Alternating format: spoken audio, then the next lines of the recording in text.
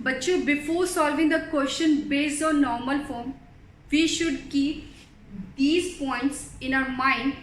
First point क्या है बच्चों? वेक्टर फॉर्म में जो आपकी इक्वेशन क्या है अभी हमने ड्राइव की थी वो आई थी R vector dot N cap is equal to P. R vector क्या था हमारा? जो प्लेन है, प्लेन पे आपने कहीं भी कोई पॉइंट लिया है उसका पोजीशन वेक्टर।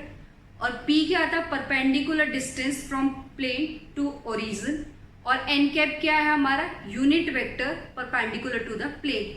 फर्स्ट पॉइंट आपने ये याद रखना है। नॉर्मल फॉर्म में क्या आती है आपकी equation? R vector dot N cap is equal to P. उसके बाद हमने इसको ड्राइव किया था कार्टेशियन फॉर्म के लिए।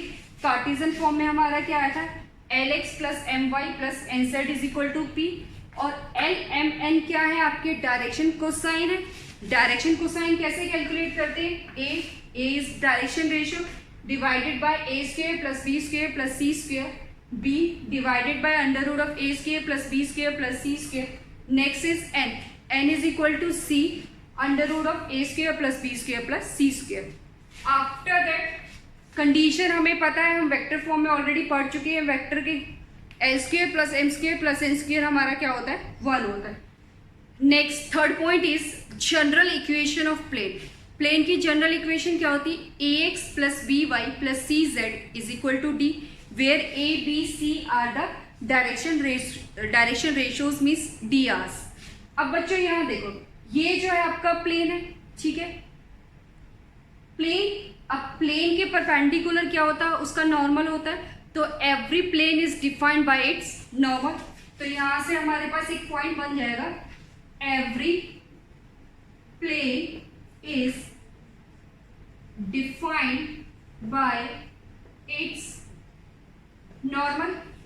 सेकेंड बच्चों, आप प्लेन पे कितनी भी लाइंस ले लो।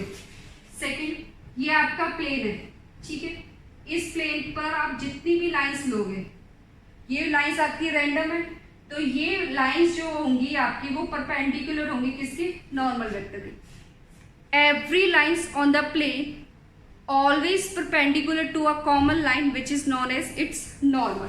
तो यहां से नेक्स्ट पॉइंट क्या है? एवरी लाइन या फिर ऑल लाइंस, ऐसे बोल सकते हैं, all lines on the plane are always perpendicular to a common line which is known as normal। ये क्लियर हुआ? आप प्लेन के अंदर कितनी भी लाइंस ले लो, ये सारी लाइंस आपकी क्या होंगी? परपेंडिकुलर होंगी उस प्लेन के नॉर्मल के। एक कॉमन लाइन के परपेंडिकुलर है जिसको हमने नाम दे दिया नॉर्मल। उसके बाद ये हम कर चुके हैं कि आप डायरेक्शन कोसाइन कैसे निकालते हो? D R divided by under root of A square plus B square plus C square. ये आपका फॉर्मूला है डीसीज निकालने का। ये आपका क्या है फॉर्मूला? डीसीज निकालेगा। अब इनके बेस पे क्वेश्चंस कर solve some questions based on the given concept. First question है आपका, find the direction cosine of the plane. आपको प्लेन गिवन है 2x minus 3y plus 4z is equal to 6। जब भी बच्चों आप प्लेन के क्वेश्चन करते हो तो आपने क्या करना है? पहले प्लेन को ड्रॉ कर लो। ये आपका प्लेन है, plane, every plane is defined by its normal. आप यहाँ एक नॉर्मल बनाएंगे, ये इसका नॉर्मल हो गया, दिस इज नॉर्मल वेक्टर, और इसकी डायरेक्शन में जो है ये आपका क्या है? एन कैप है, ठीक है बच्चों। अब आपको प्लेन की जो इक्वेशन गिवन है वो है 2x minus 3y plus 4z is equal to 6। ये है नॉर्मल वेक्टर। आप क्या लेके चलते हो? A I plus B J plus C K. N cap क्या है आपका? N cap is L I M J plus N K. तो यहां से हमें क्या मिलते हैं? ये हमें देता है D Rs which is A B C. यहां से हमें क्या मिलेंगे? D Cs which are L M N. और ये क्या है आपकी? कंपेयर करें अगर हम जनरल इक्वेशन को, तो वो क्या है आपकी? A x plus b y plus c z is equal to d. तो हमें फाइंड करने direction cosines of given plane is given by formula क्या है बच्चों, अभी हमने पढ़ा था इससे पहले, एल से रिप्रेजेंट होता है, डायरेक्शन कोसाइन किससे रिप्रेजेंट होती है, एल से, a by under root of A square plus B square plus C square, m is equal to b by under root of A square plus B square plus C square, n c upon under root of A square plus B square plus C square. तो a की value क्या है, यहां से हमारे पास D Rs क्या है, इस लाइन के डी आर्स है हमारे पास 2 -3 एंड 4, ये आपके डी आर्स हुए। तो ए की value is 2 upon under root of a का स्क्वायर प्लस -3 का स्क्वायर प्लस 4 का square, this is 2, 4 + 9 + 16 which is equal to 2 by under root 29। Next is b, b क्या है, -3 upon under root 29। Similarly c is 4 by under root 29। तो यहां से हमारे पास DCs क्या है बच्चों, डीसीज क्या हो गए, 2 by under root 29 -3 by under root 29 and 4 by under root 29। These are the DCs. अगर इसी क्वेश्चन में आपसे पूछा जाए परपेंडिकुलर डिस्टेंस, ये आपकी डी है, हमें क्या निकालना है, पी निकालना है, तो उसके लिए हमें क्या करना पड़ेगा, इसके मैग्नीट्यूड से डिवाइड करना पड़ेगा। तो इसकी डिस्टेंस 6 नहीं होगी, डिस्टेंस क्या होगी आपकी 6 बाय। सेकंड क्वेश्चन में क्या है, आपको डीसीज फाइंड आउट करने हैं। अब आपके पास जो प्लेन है आपका z इज इक्वल टू 2। बेटा इस क्वेश्चन को ध्यान से देखना, ये बहुत इंपॉर्टेंट है और आपको इससे एक नई चीज सीखने को मिलेगी। ये है आपका plane, this is normal vector, ये आपका यूनिट वेक्टर हो गया। ये क्या होता है, A I plus B J plus C K होता है। ये आपका L I plus M J plus N K है। और प्लेन की इक्वेशन आपको z is equal to 2 given है। आपको डीसीज निकालना है and distance from origin find out करना है। अब बच्चों ये देखो z इज इक्वल टू 2, इसको अगर हम कंपेयर करें ax की फॉर्म में अगर आप लिखोगे तो आप लिख सकते हो इसको 0.x plus 0.y plus 1.z is equal to 2। आपको ये प्लेन की इक्वेशन गिवन है। अब आपने डीसीज निकालने हैं। बच्चों देखो, डीसी निकालने का फॉर्मूला होता है a upon under root a square plus B square plus C square. If अगर आपका a square plus B square plus C square 1 हो जाता है, a square plus B square plus C square 1 हो जाता है, तो उस केस में बेटा a is equal to n, b is equal to m and c is equal to n। Means drs and dc's आपके क्या हो जाएंगे, इक्वल हो जाएंगे। उस केस में आपके drs और dc's क्या हो जाएंगे, इक्वल। क्यों, n का फॉर्मूला होता है a upon under root of A square plus B square plus C square. अब यहाँ देखो x की है, ये क्या है, a इज 0, b इज 0 और c इज 1, तो यहाँ पुट करोगे तो आपको क्या मिलेगा 1 which is equal to a। तो इस केस में आपका l, a की वैल्यू क्या है 0, तो m क्या है 0 और n क्या है आपका 1। तो बच्चों कहीं भी आपका a square plus B square plus C square is equal to 1 है, तो जो आपके drs होंगे वही आपके क्या हो जाएंगे, dc's हो जाएंगे। तो dc की वैल्यू कितनी आ गई यहाँ से 0, 0 एंड 1। उसके बाद पूछा गया है and distance from origin. Distance from origin अगर आपका ABC 1 है तो जो आपका D होगा वही क्या होगा, आपका P होगा।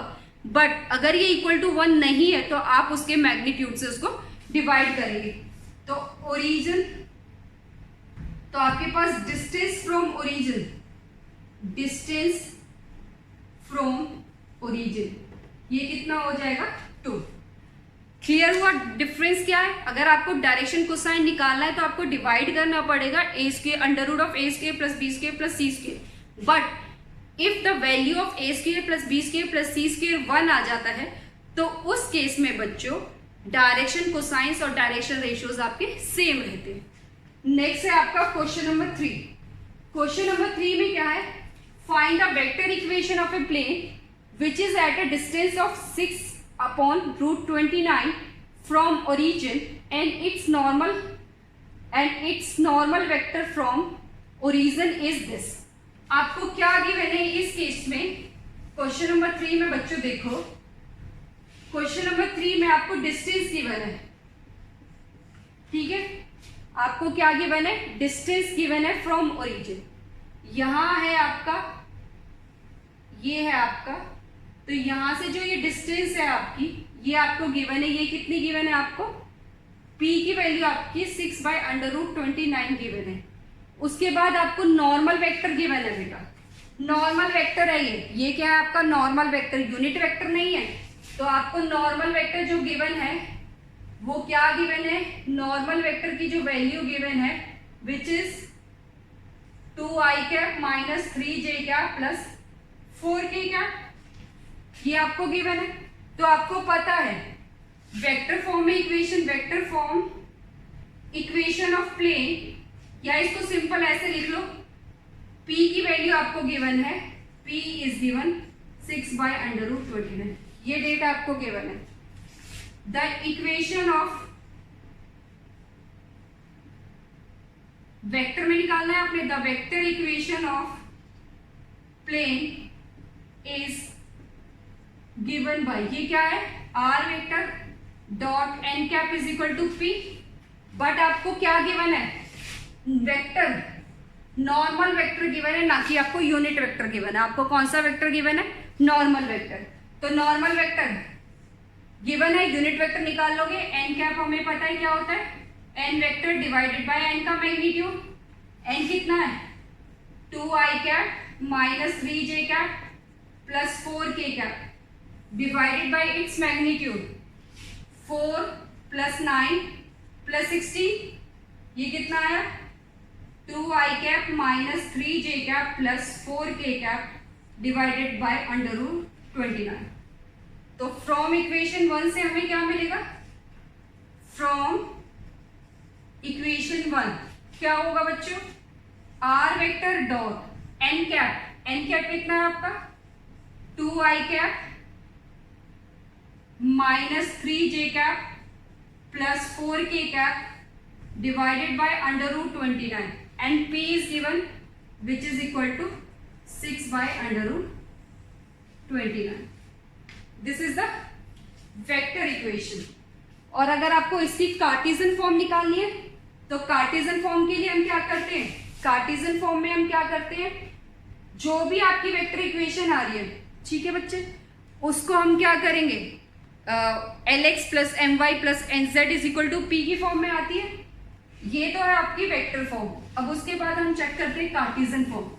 कार्टेशियन फॉर्म क्या है, ये है वेक्टर फॉर्म।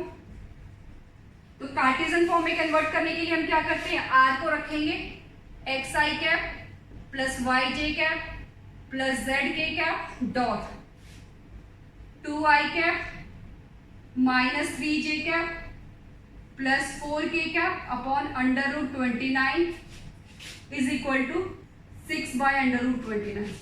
तो ये कितना हो जाएगा, यहां से ये हो जाएगा हमारा 2x minus 3y plus 4z upon √29 is equal to 6/√29।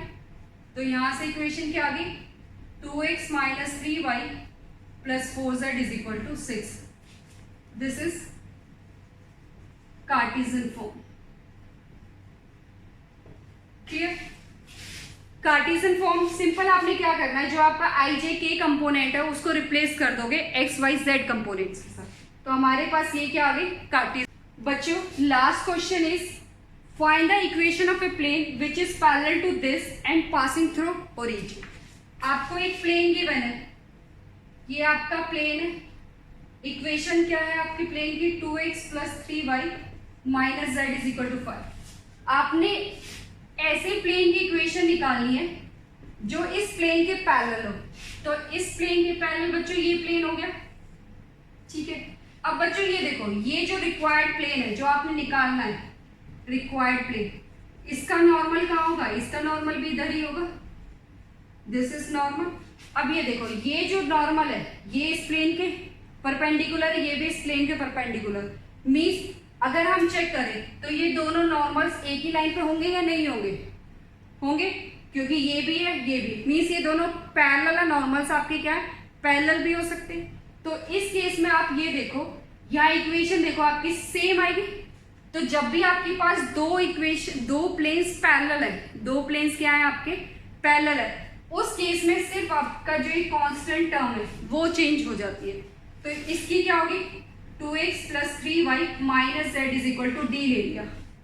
बच्चों ध्यान से देखो, अगर आपके पास दो प्लेन है, ये एक प्लेन है, ये एक प्लेन है, ये दोनों क्या है पैरेलल है, ये दोनों क्या है पैरेलल है। इस प्लेन का परपेंडिकुलर यहाँ होगा, इस प्लेन का भी परपेंडिकुलर यहाँ होगा, तो दोनों के नॉर्मल क्या होंगे same. If two planes are perpendicular, if two planes are perpendicular, then their normals are same, उनके नॉर्मल्स क्या होंगे same, that is drs are same.